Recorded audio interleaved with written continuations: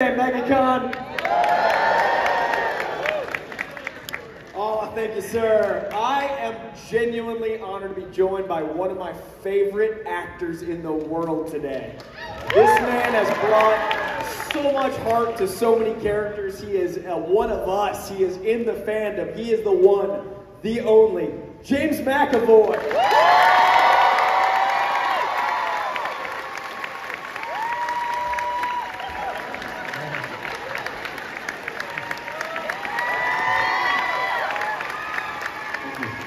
That was a lovely introduction, so thank you.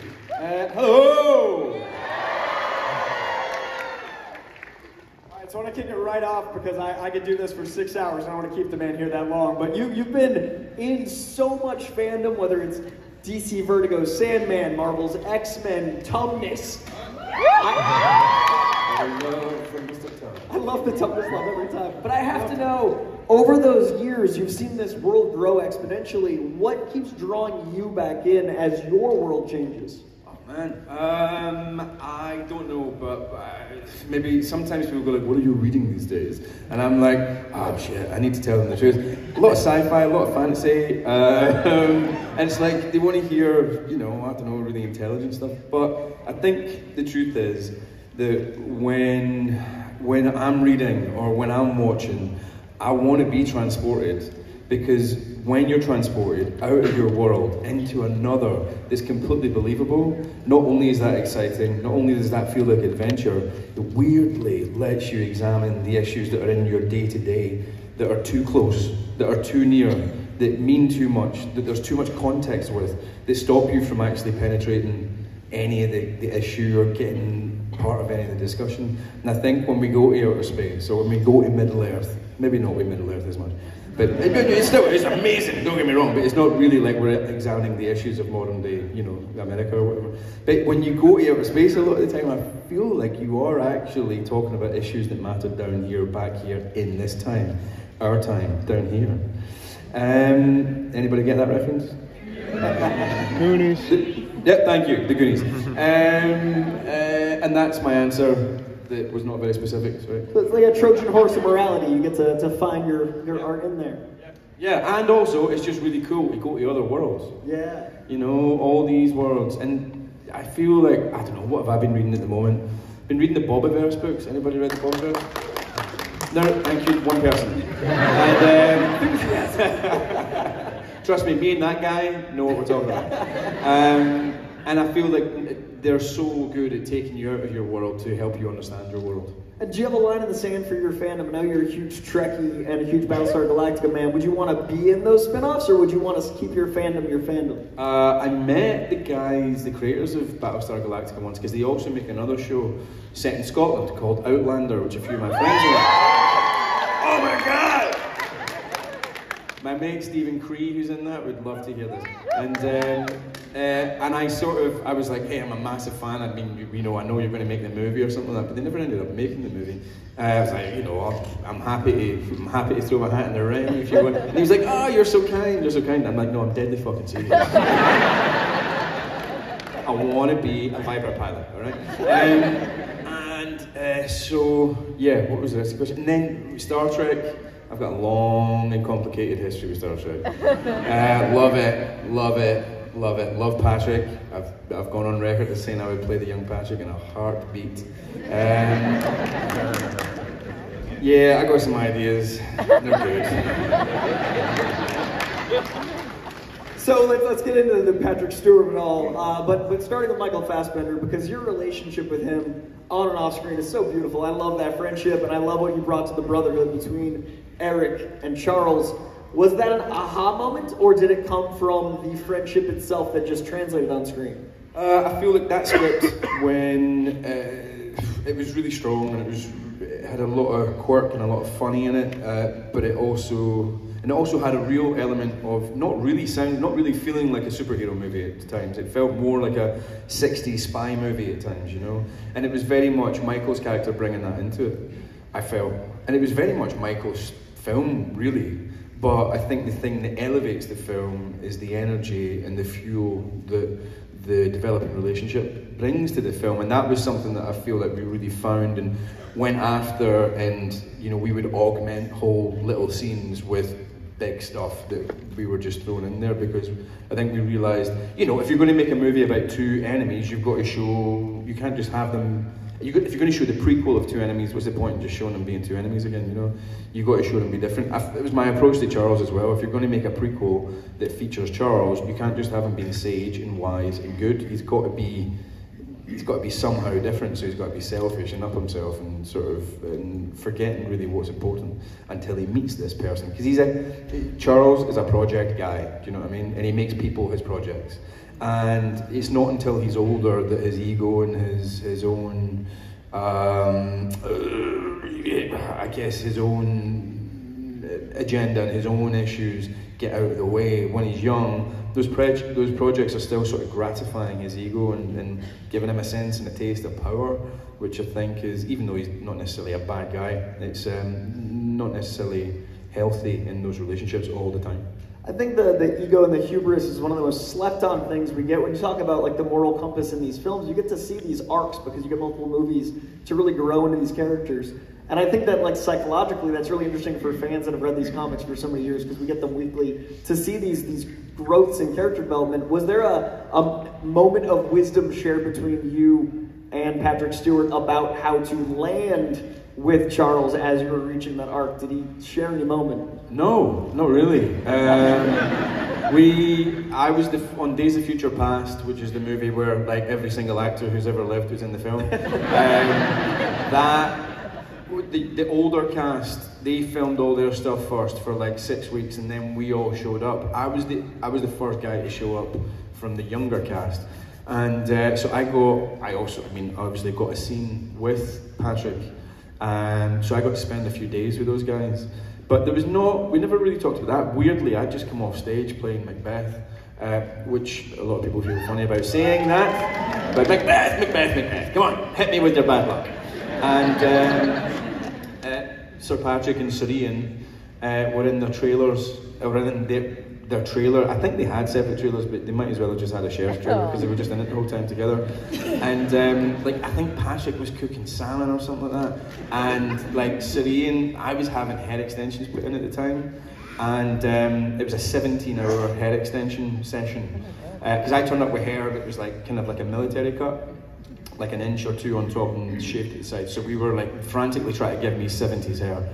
And so the hair was down to my backside at this point because they hadn't trimmed it yet.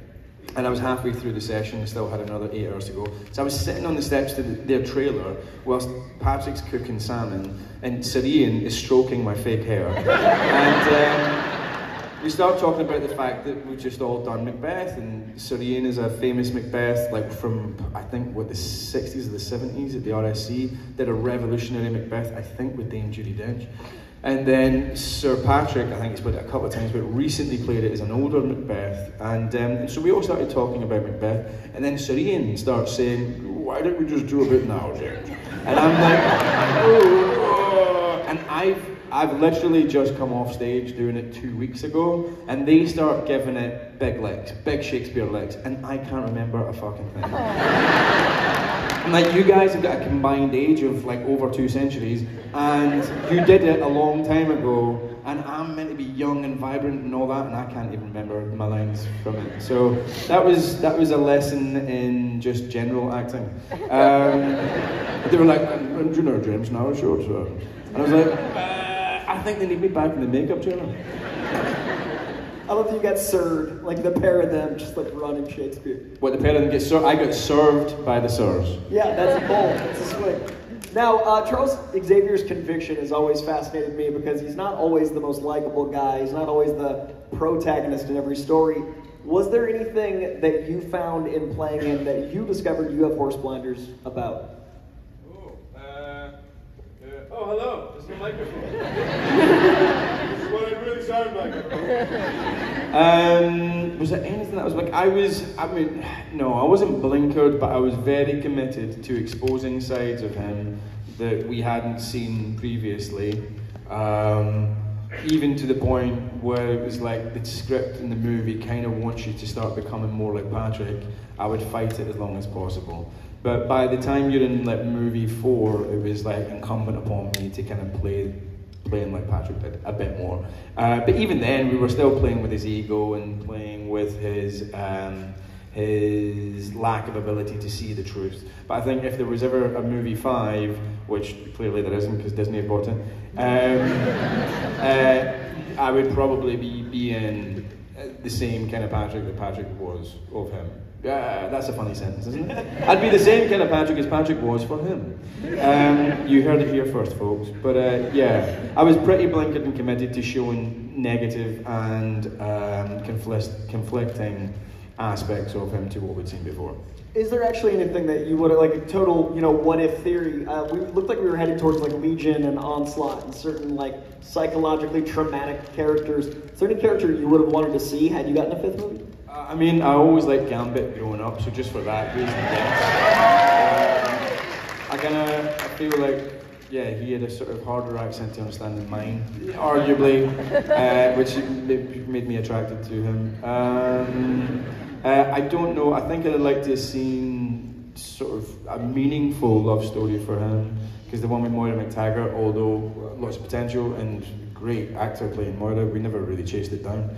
And I would, do you know what, I would have loved to have seen more of him and Magneto together, because that first movie that we did, which I think was such a surprise for everybody, it was such a surprise for many reasons, but one of them was the strength of their relationship. And we never really chased that down with any conviction for even in Days of Future Past, which I think is a fantastic film, we never really chased it down in that one either. So I would have gone back and chased that shit down.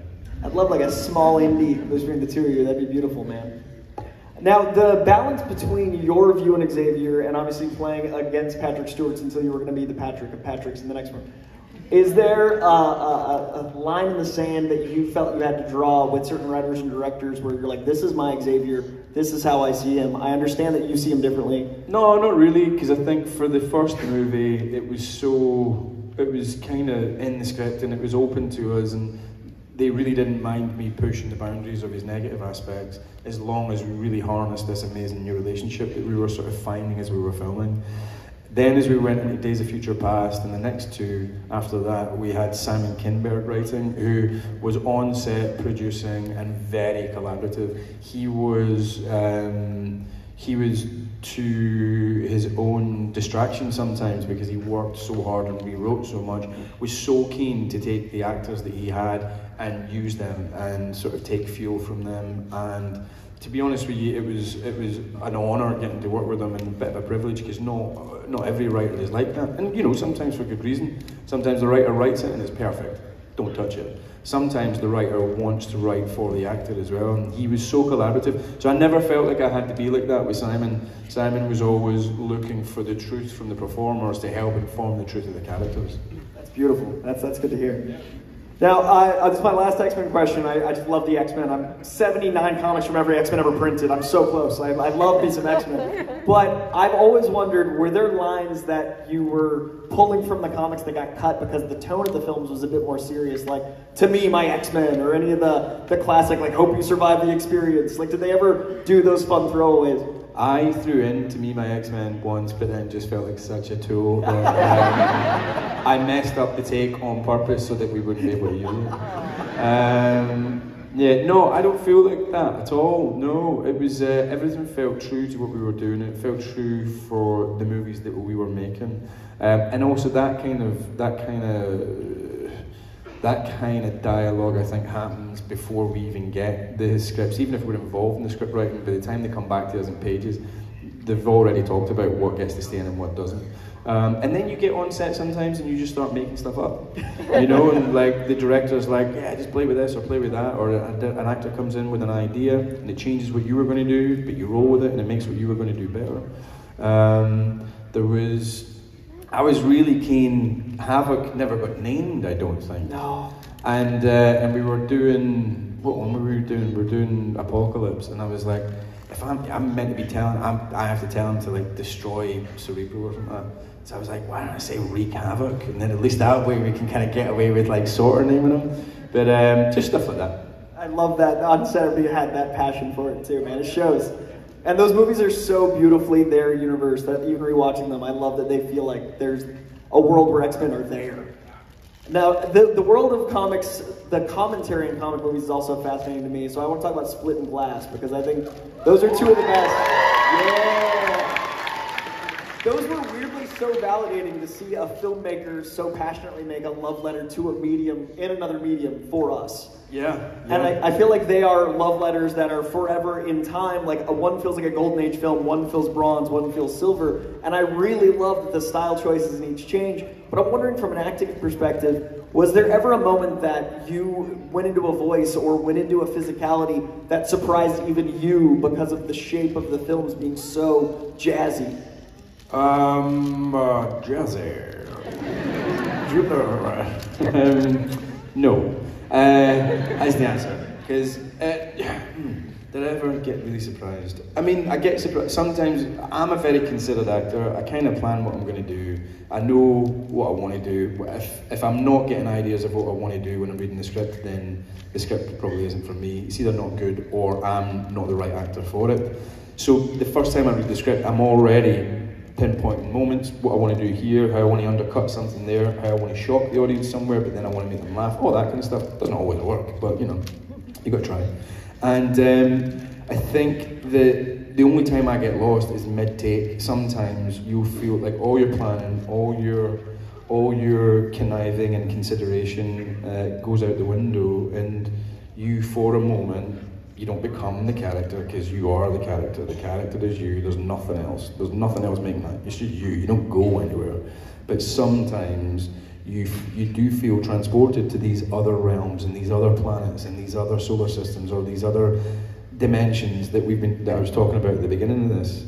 And it feels real. And that's why we do it. It's like, I mean, I'm not condoning drugs, anybody, but people take drugs to get that experience, that transcendent sort of changing of world, changing of becoming in an altered state. You become an altered beast. Anybody remember that game? And I feel like that was polite. I feel like nobody remembers Altered Beast. Okay. And that's one of the reasons I do acting. The other reason I do acting to people is to connect, because it's just communication, and that's what humanity has thrived on, being able to communicate. It's elevated us past the state of animal, and acting and drama and all of that. They are a form of communication, not just between you and the other actor, but between you and the audience. Definitely on film, 1,000,000% on stage. Is that what draws you to certain scripts in particular? Is that like you haven't had this connection and you're looking for that at that point in your life? So like Filth or something that's like, you know, more of an experiment for your resume. Do you leap at things to find a new connection? Yeah, I mean, I'm always looking to try and do something that I've never done before. I think that almost to the point where, like, I'm really lucky. I've never been pigeonholed. I've played all sorts of different kinds of characters. Almost to the point now where I feel like if I come out and do something wildly different, people are like, oh yeah, he can do that. Oh well. So maybe I should just like try and pigeonhole myself for 10 years and become that guy who does that one thing. But it's just constantly looking for a fresh challenge and an ability and a job that gives me a chance to perform, really, not just sit there and be some avatar of honesty and truth and realism, and let the director and the the composer, sort of give the punctuation and the definition to the film. Sometimes they just want you to sit there with open eyes and sort of breathe and be open, and I don't know, it's alright. Sometimes I like watching people do it, but it drives me bonkers as an actor having to do it. Now, the physicality in particular in those two roles is insane. Those many roles in two films is insane. Did you find you acted different? Did it change your emotionality? Did you notice people treated you different when you got... Did people treat me different? Magnus is a big dude. I trained with Magnus once, and I saw that was your guy. Magnus trained me for the second movie, where I was a lot bigger. The first movie we did, I had 2 weeks to prep the film. So, really, I I was trying to work out to get bigger, but there was just no hope. You can't do it that quickly. The second movie, I was aware that I was going to have my shirt off in a parking lot in the middle of winter for half the movie, being the beast for most of the movie. So I was like, I need to get bigger, I need to do this properly. Magnus, legged back, who's this amazing Swedish trainer, sounds like a Viking, looks like a Viking, trains like a Viking, eats like a Viking. He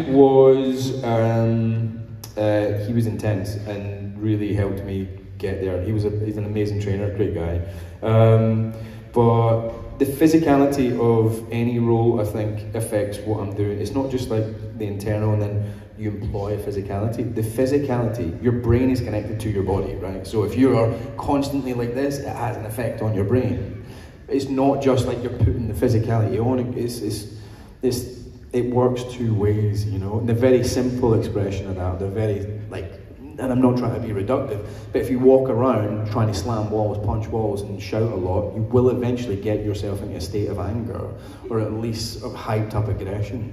That's a physical piece of information coming from your body to your brain, and then back, and it feeds in a continual loop. So I feel like the physical side of things is always there. Sometimes it happens by accident because you're just connected to the character. And a lot of them in Split and Glass came very naturally without even having to chase it down too much. And then some of them we had to really work hard on to just pinpoint because they weren't coming quite as naturally, you know what I mean? Like Dennis came very naturally, Hedwig came crazy naturally. Although the voice of Hedwig didn't, we just weren't getting it. And then Knight said, I want him to have like a speech impediment of some kind, and so we gave him a lisp. And that helped us find him because there was a sort of an innocence in him that he didn't even care about it, he wasn't shy about it, he wasn't anything about it. And I think that there's a kind of innocence of youth that can help you. So we get older, we start to try and change those things about ourselves. Maybe we want to go through some kind of therapy or whatever, or maybe we just feel shy about it, so we close down a bit. But he was massively open about it. But yeah, Patricia took a little bit longer, physicality-wise, but yeah, anyway, physicality. Woo! My last two questions, so feel free to start lining up in those various mics, but in the vein of physicality, I love how your career feels so cumulative. Like there's always a lesson learned and growth in every single role. There's so much density to your work, and I find, obviously Split got to see that at once, but there's with Leech on Atomic Blonde, there's an interesting stunt choreography that I feel like changed the way you physically see space and move. Do you find you assess rooms in 3D space and the Z-axis of life differently after doing so much stunt work? No, but I do assess the space a lot because where you are in the space also is information for the audience. Do you know what I mean? If I'm standing right here on the stage in the middle, I'm kind of saying I believe I've got enough goods to make you all sit and look at me. But if I'm like, you know, if I'm way over there, of course this is so reductively simple, but if I'm way over there then I don't feel like that. But yeah, where the space and where you are in the space and how you use the space and how you move through the space becomes really important. Sometimes they just want to put you in a box, like a kind of like that. You're like, yeah, but I want to be over here. And then halfway through, I want to go over here. And they're like, no, we just need you in a close-up. And the close-up is like, well, that's great, but I'm not in a painting. I'm a human being, and this human being wants to tell his story by using the whole room. Sometimes that's going to take 18 hours to shoot, and they're like, we've got 4. But sometimes you can start to tell a story through movement as well as just truthful acting into the camera. Do you know what I mean? Which is great too. Yeah, and I feel like the stunt coordinators that are starting to direct are so masterful at that. So we're getting some really dynamic filmmaking right now. Yeah, really dynamic. I think Leech is amazing. I've never really been on a set where the action was so brilliantly put together as that. I had massive respect for him. Now, my last question is about Sandman, because I think Sandman is one of those books that, Sandman's one of those books that changes you. Sandman's one of those books that you can rediscover, you can reread every year, every 5 years, different points in your life. Sandman's a different book. And I'm wondering, after playing Morpheus, what changed you most? Did you have a before and after? For those of you that don't know, I'm not Morpheus in the TV show. You're like, that dude looks way older than MEGACON than the guy in the Netflix TV show. I do the audiobook. Thank you, 15 people. It's incredible. Yes. I think to take it even further than what you're saying, at different points in your life, Sandman is different. I think that from one comic to the next, Sandman can be incredibly different, you know? Sometimes it's like a dark, more sort of investigative kind of thing. Sometimes, yeah, it's like sort of CSI fucking dreamscape. And then sometimes it's just like the most philosophical, poetic investigation of loss. And then it'll be like a comedic jaunt through death's daily work, you know what I mean? And then the next one will be Shakespeare and performing Midsummer Night's Dream for the first time to Titania and Oberon. It's wild, as Neil is wild. Neil Gaiman is a genius, and the worlds that he creates with just a short amount of space and time in Sandman, he creates whole worlds in something that takes you 20 minutes to read sometimes. And I don't know, for me, he's a national treasure for Great Britain, absolutely. I think he's a master storyteller. Read Sandman, if you haven't already. All right, first question up over here. So, coincidentally, my question is also about Sandman. Yes. What do you have a favorite part that you got to read, a favorite part of the dreaming? And if not, what was it like working with Neil Gaiman? I never got to work with Neil on this. I got to work with Neil previously on Neverwhere, which was great. It's another cool Neil thing. Cool Neil thing. Yeah, but what did I prefer? Probably the whole monologue of like, I am moving through dream, I am back. The bit where he's like basically detailing how he piggybacks on people's dreams to get where he wants to go. I love that because it was also slightly poetic. And in the first season, we really tried to go for the iambic pentameter, the kind of poetic read at times. A lot of it got cut out. But I enjoyed chasing that down. Thank you. Thank you. We're going to go back and forth, so we'll go this side this time. Hi, James. I'm Brandon. Over here. When you're creating a character as an actor, what's the first thing that you try and figure out every single time before you get started? I guess, you know, it sounds, you probably heard this a little bit, objective is important. Objective is really important, but I think even more important is find out the internal obstacles that they have that are stopping them from getting their objective. Not just the external ones, not the physical ones, not the adversarial ones, but the ones that are almost their interior antagonist, I think, gives a character conflict. And that's really what we come to the movies for. It's what we come to the theatre for. It's what we want to read about. We want some form of conflict, whether that's within the character, without the character, between countries, whatever it is. But if you can carry it within you as an actor, then you are a walking conflict. And that is the main thing I think we want to watch. Even in comedy and stuff, you know what I mean? Like, it doesn't always have to be fighting or angry, but like conflict is just things that are working against each other. And if you find that within you as an actor, I think that you're immediately more interesting to the audience. Thank you.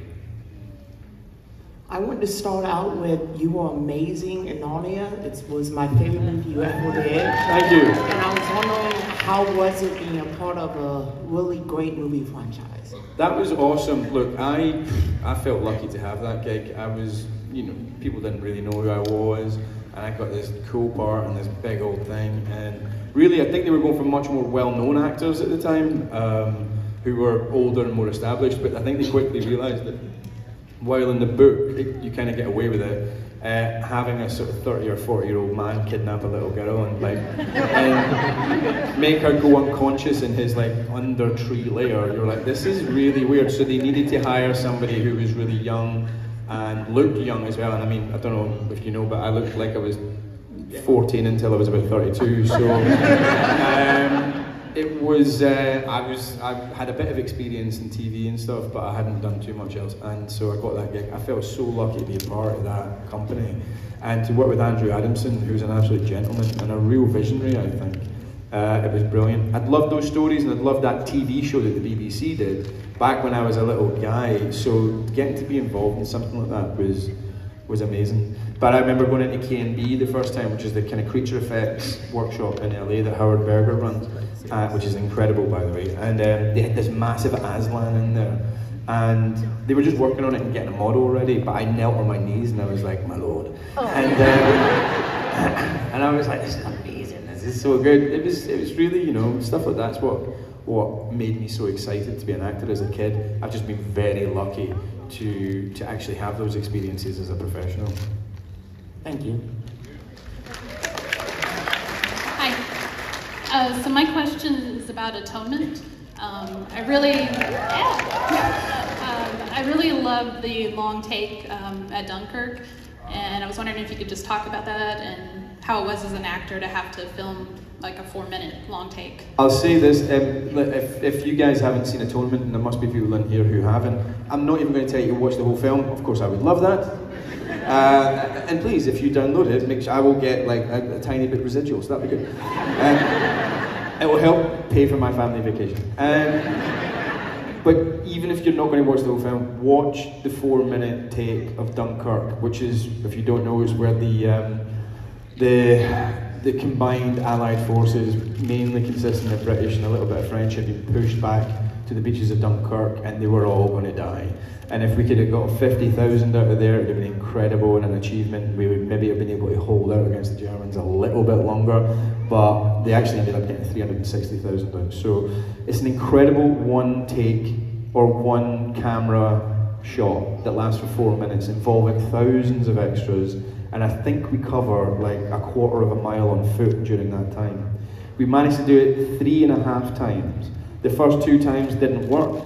The third time, we think we nailed it, and that's what you see in the film. The 4th time, our camera operator, who was on Steadicam, collapsed halfway through the take. Because it was such, honestly, it was like he was running a marathon with a Steadicam, and those things are heavy. And we're on sand, there's like horses pretending to get shot. Every time we walk past a horse, a stuntman would take his gun away from their head like that, and the horse would reel and fall down. And this isn't a shot that's all choreographed, like you're starting over there. Honestly, watch it, it's amazing. I've never felt so immersed. Maybe I did a movie, an improvised movie recently called My Son. Maybe then I felt more immersed, but other than that, I've never felt so immersed in just a piece of art, in an evocation of history, and in something that was trying to respect the sacrifice of people willing to go to war for something to believe in, you know. Thank you. Great question. I love Atonement. Thank you. Over here.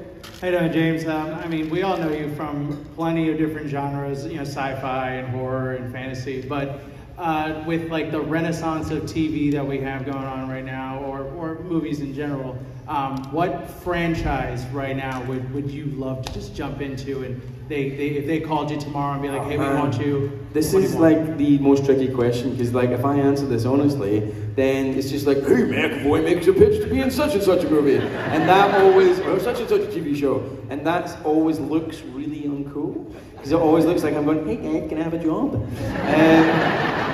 So, in answer to your question, there's loads of superhero stuff kicking around, and I'm not ever going to close that down, but maybe not that.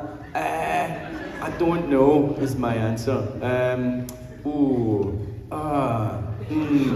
Something funny. I definitely want to do something funny. I feel like I've not been funny enough since I was in my 20s, so I feel like I'd like to do something funny, but that's my crap, non-specific answer to your very specific question. Thank you. You're welcome. Anti-headline accomplished. Hi. What is the question that you were hoping to be asked today, or the thing that you really wanted to talk about?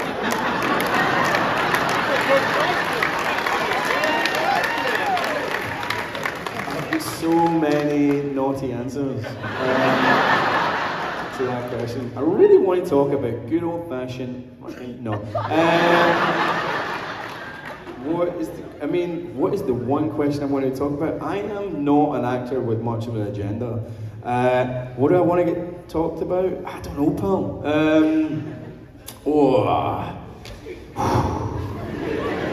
What do I want to talk about? Erectile dysfunction? No.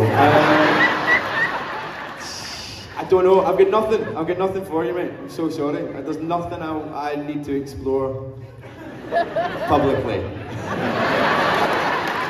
Thank you. Hi.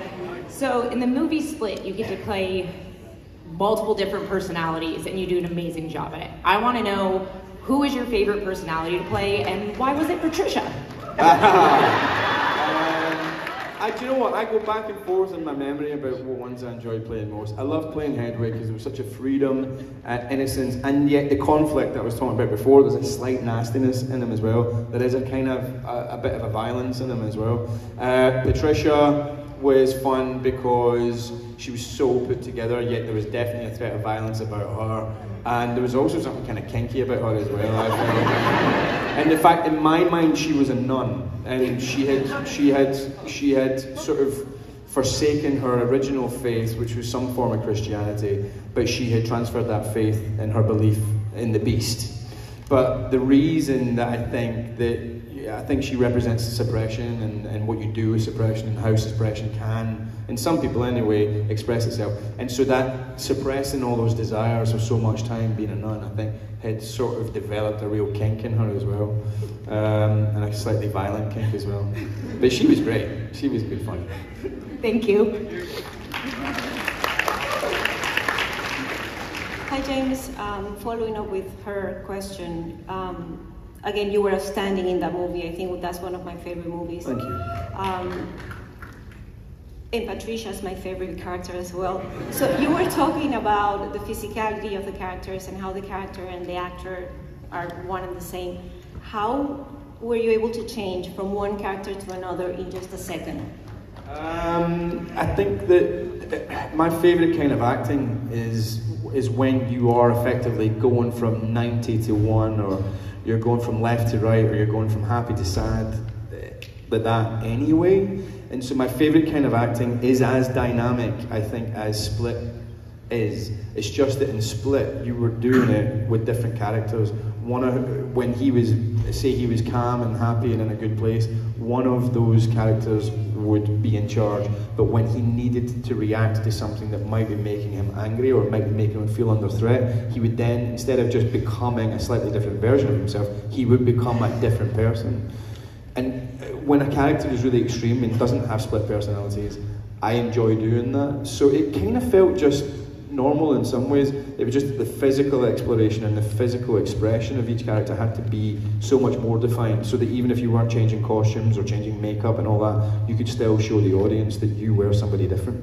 But I think that mindset, like I say, physicality and internal, emotional and intellectual acting work aren't two separate things for me. They inform each other.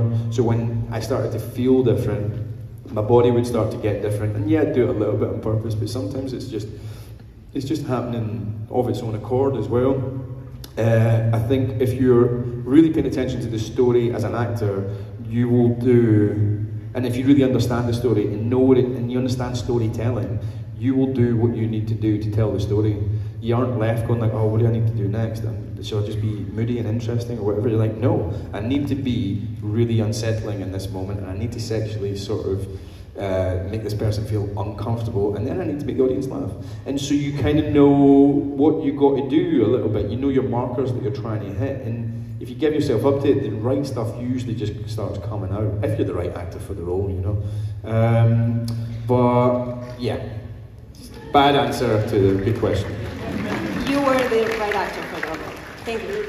I actually have a follow-up on her question. I'm going to totally break this chain. When you have something like that, is it like a music note you can see and the director changes like a composer? Do you have it structured where you're hitting certain beats for you? Sometimes, yeah. I mean, don't get me wrong, there's times where it's a bit more mercurial and I can't quite see exactly what I'm going to do, but those kind of murkier, kind of grey moments are usually, I've got a waypoint ahead of me and I know that I'm going to hang the next beat of the performance on that, and that it will either play with or counterplay with what came before and what's going to come after. And hopefully as well, you're trying to seed things in at the beginning that will pay off at the end too. That's cool, that's fascinating, I love that. Sorry to interrupt everyone in this whole room, right here.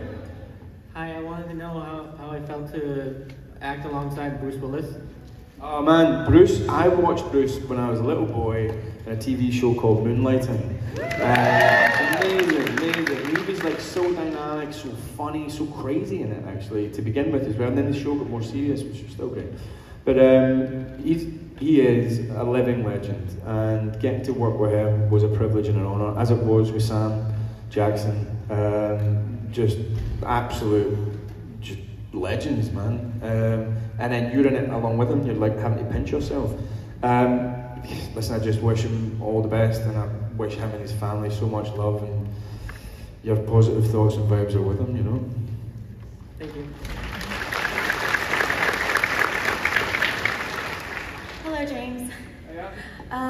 My question is, if you were to play a live-action version of a cartoon character, whether it's comic strips, graphic novels, TV, movies, video games, which character would you play and why? So live action. That's a really good question. I don't think I'm right for anything in it, but I used to love Thundercats when I was a kid.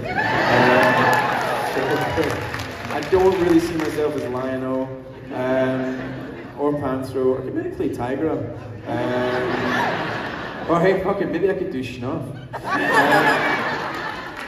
But yeah, I'd say that would be a big one. And then there used to be a show called Dog Tanyan, which I loved. This is complete silence. And the other thing, I remember I used to watch this TV show called Jason the Wheeled Warriors. Does anybody ever remember that? Jason the Wheeled Warriors, which is this sort of anti-environmentalist sort of theme where like plants are the bad guys and the guys driving cars are all the good guys that will chop up all the plants. Weird, man. Weird. When you look back, you're like, oh wow, that's pretty fucked up. Who financed that kids' cartoon? Was it General Motors or what? But Jace had this like white silver streak in his hair, and I was always like, damn, that's really cool. I would love to have that when I'm older. And then I've got this big old white silver streak, and it's not fake. I promise. Awesome. Thank you so much. Cartoon. Can you see my silver streak? It's there. I promise. All right, we're gonna try for 2 more on each side, and then we're gonna take a picture at the end. So if you're in back.